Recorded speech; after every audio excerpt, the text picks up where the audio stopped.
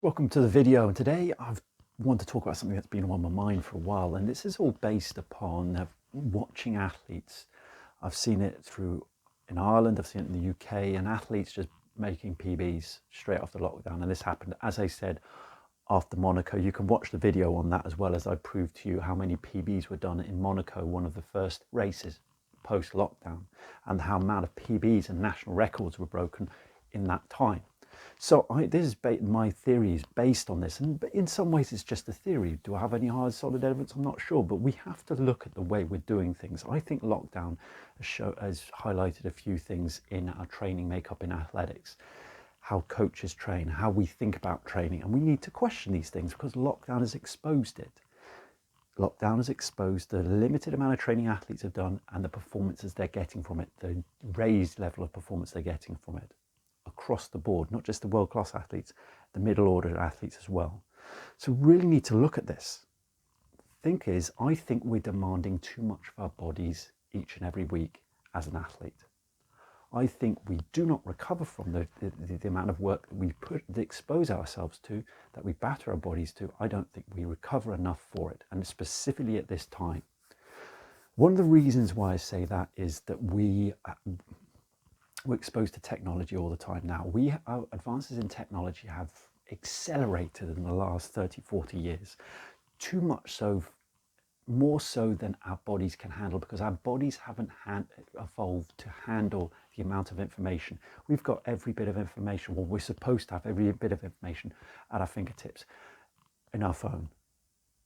And the fact is, we're exposed to so much information. We as humans, are we evolved enough to handle that amount of information? Because we're not evolved enough to handle that information, we get all these thought patterns, thinking, obsessive thinking that turns into negativity, that turns into stress. We are exposed to stress far more than we ever have been.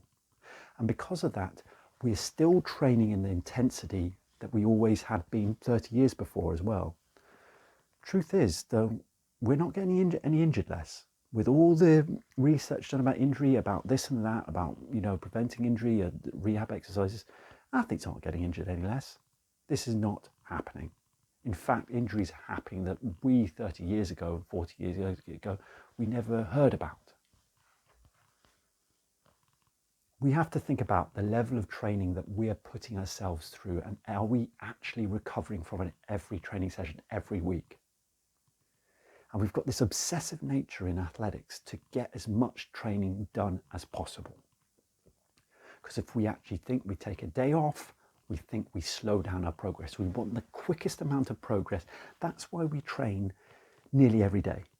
Probably on average, we'll have one rest day a week, but you train every day of the week because we want as much progress in our training as possible. You want to see progress every training. We think we batter our body as much. I think we've got to look at this all wrong. And I don't think nowadays, because of the modern technology we're exposed to, the information we're exposed to, our bodies aren't evolved to handle it in a relaxed way. And we're not taught about it at school as well. We're not taught to handle this information, taught to handle other people's opinions so much, the kind of controversial opinions so much, and all these kind of things that take us into a stress state. Stress state leads to injury. My be-activated treatment that I do exposes this, how the fact the body, if it drops into a relaxed state, it really, muscles start to fire, less muscle compensation, because stress leads to injury and a weaker body and a less healthy body. So it exposes us. The lockdown for me is open up all these questions for us that we have to look at. We have to be able to ask ourselves the difficult questions. And we're not prepared to do that. As a society, we want to get away from difficult questions. We want to go away. We will make up excuses in our own minds, in our own beliefs, to prevent us questioning our own beliefs, because we're afraid of looking at those beliefs that we've held on to for years and years and years, and we don't want to question them. We will make up any excuse to say, no, that's not true. No, that's not true. It happens all the time. We need to ask ourselves difficult questions. And I believe we're asking too much of our bodies. We're putting our bodies through too much hard training that we, as a society nowadays, cannot handle and cannot recover from. More stressed we are in a society, the less recovery is working, the less recovery we get. So you have to look at your own training. If you're training once, if you're training once, if you're resting once a day, if you've got one recovery rest day a week, what is actually wrong with 2 recovery days rest? You're training 5 days a week, 5 days in that week. Are you really going to be less fit for it? Because the reason is, as I come back to it, I think we need to change our process of actually stop asking so much of our bodies, be limited in the amount of lactic acid training that we do, which is a big thing that takes our bodies into stress levels that we are not recovering from. But ourselves the question is our weekly training too much? And are we asking too much of our body each week? Are we thinking in our minds of what the most amount of progress, and we think the most amount of progress is the most amount of training, and 1 day a week is only needed? No. What's wrong with 2 days a week rest for you? What's wrong with that? 3 days even 3 days, you're doing 4 days a week of training. Now, I know you're going to be exposed to, if you're a sprinter, you've got to do weights, you've got to do this and that. But the fact is, there may be, you can balance it out. Well, instead of making 7 day a week, why don't we make it a 9 day week? I mean, society says we've got 7 days there, we have to fit in all our training, everything into that. Why not do a 9 or 10 day week and then give all that time to rest? We have to look at our training and ask, are we asking too much of our training? If you're training twice a day, maybe you're doing a weight session in the morning and doing a sprint session in the evening, why aren't you taking a full rest day after that twice a day training? You've battered your body twice a day, you need to recover from it. Why aren't you doing that? And this is a simple thing. For me personally, we have to start thinking about training from a longer term point of view. We want to make sure that our training is more to do with keeping us training, not trying to push it to overreach so much. We are overreaching too much as athletes. We're asking too much of our body. We need to get to the point where we're training to levels that we're just about getting enough overload and enough shock to the system that we're higher sport performance level, and we're taking ourselves into a better shape than we were previously into the next week. We're going into the next week in a better shape, but not doing too much. It's incredible to think that if you're training, let's go back to let's say you're taking 1 day off recovery weight and you're training 6 days a week. I mean, are you really going to lose that much by taking 2 days off per week? And think about the recovery that you're giving your body to come down and give it a rest. Why are we still thinking that we have to train so much throughout the week to do it? And why do we feel we have to push ourselves every training session to do it? That doesn't work. There's a short lifespan for that kind of training. You will get injured later on in your life when your body starts to get less robust. We've got to think more long term. It's about linking up the bulk of training into a more paced way. And we've got to think about being less harsh on ourselves each time. Stop asking ourselves so much from our bodies. There needs to be more paced look at. The fact is, are you really going to lose it if you go 3 days a week training? I mean, again, I know you've got a lot of things to handle, but to think about, and to fit in your weights in there as well. I think we're getting too much into thinking, right, I've got to fit all this training inside this 7-day patch. How am I going to do it? I have to fit it all in.